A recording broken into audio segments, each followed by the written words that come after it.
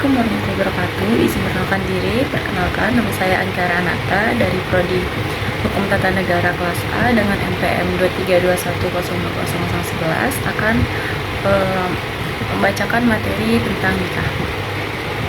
Nikah merupakan perjanjian hukum atau akad untuk memperbolehkan seorang laki-laki memanfaatkan seorang wanita untuk menikmati kenikmatan yang pada awal mulanya merupakan perbuatan yang diharamkan menjadi dihalalkan dengan telah mengutarakan akad yang benar. Bahkan menurut Abu Israh, nikah adalah akad yang memberikan faedah hukum atau kebolehan untuk mengadakan hubungan suami istri antara seorang pria dan seorang wanita, serta mengadakan tolong-menolong dan memberikan hak-hak dan kewajiban antara mereka. Dalam hukum Islam, yaitu perkawinan menurut hukum Islam adalah pernikahan, yaitu akad yang sangat kuat atau misalkan khalizan untuk menaati perintah Allah dan melaksanakannya menjadi suatu ibadah.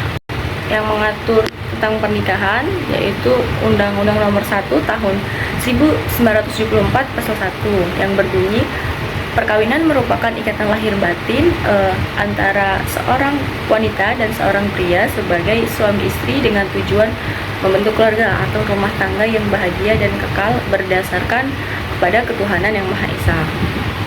Selanjutnya yaitu dasar hukum tentang pernikahan.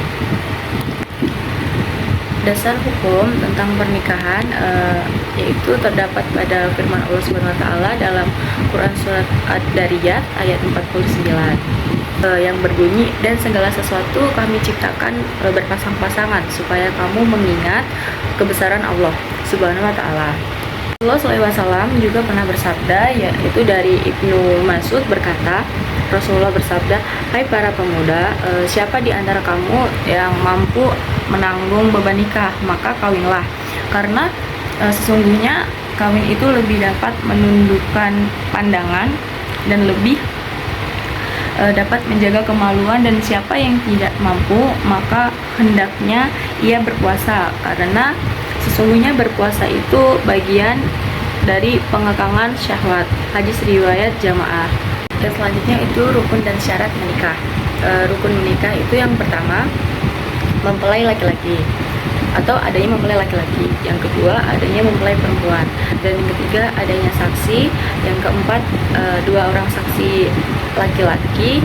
Yang kelima adanya ijab dan qabul.